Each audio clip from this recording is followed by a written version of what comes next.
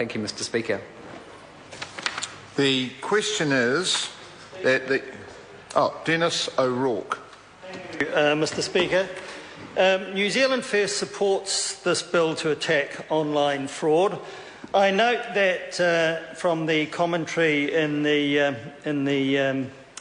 the bill itself, that it states that the bill is to facilitate the use of an electronic service that allows agencies to confirm identity information provided to them by individuals with information held by the Department of Internal Affairs under the Birth, Deaths, Marriages and Relationships Registration Act and the Citizenship Act and the Passports Act. Mr Speaker,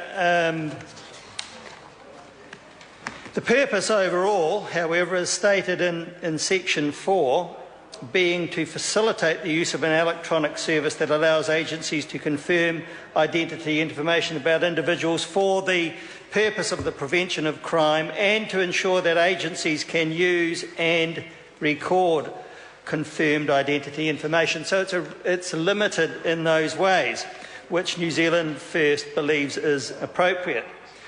I note, however, that in terms of the definition of the word agency, that it means any corporation, which of course under the Interpretation Act the word person includes anyway, whether in the public sector or the private sector. In other words, it actually means anybody or any corporation at all, and I don't really know why it didn't just say that instead of use the word agency.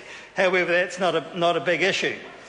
And I note also, in relation to the identity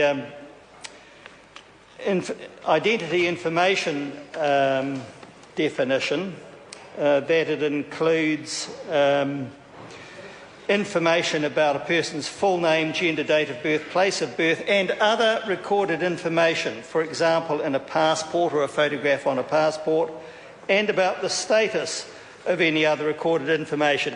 So it's good that the kind of information which is covered is so specifically stated so that it doesn't go any further than that. And I note also the use of intermediaries, and that an intermediary is a person who is a party to a confirmation agreement with responsible officials. So it's limited in that way as well. So I approve very much of the way that the bill is drafted, so that it provides those limitations and is very understandable in that respect. Similarly, I think the purpose of Part 2 is well stated, to allow an agency or intermediary to check whether an individual's identity information is consistent with recorded information. So that itself provides a very significant limitation as well. But there are others. In Section 8, there are a list of conditions for using the confirmation service, which most particularly, of course, requires the individual to consent, whether in writing or electronically, and it requires the agency or intermediary applying to give an assurance that that consent has been obtained, and, of course, that they have entered into the required confirmation agreement. All of that seems fine to me, and also the ability for an individual to consent on a one-off basis or an ongoing basis, and the ability to withdraw that consent as well. Those are all important safeguards. I approve also Section 9.4, which states, and I quote, "The confirmation service must not at any stage supply to the agency or intermediary any recorded information about the individual who is the subject of the search." So it is confirmation information that we are concerned with here. Subsection 4, however, does go on.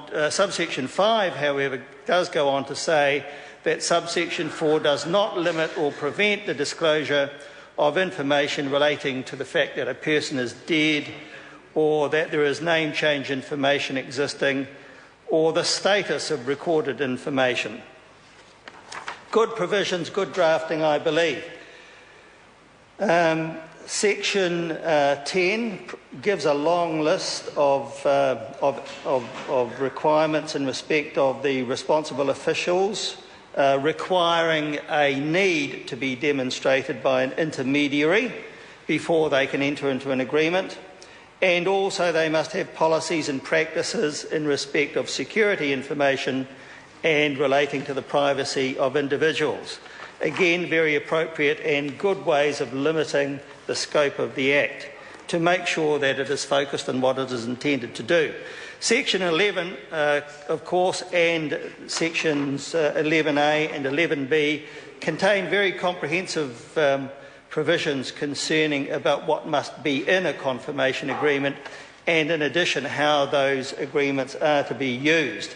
And I note the addition of the new section 11A concerning how the agency must obtain an individual's consent and how he or she may withdraw that consent. And again, those are the sorts of things that I would wish to see in legislation of this kind.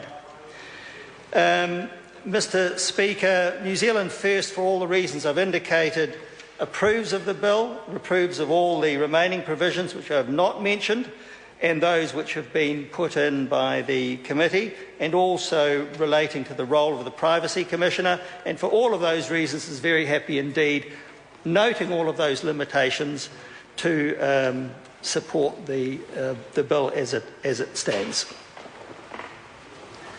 The question is that the motion be agreed to. Those of that opinion will say aye.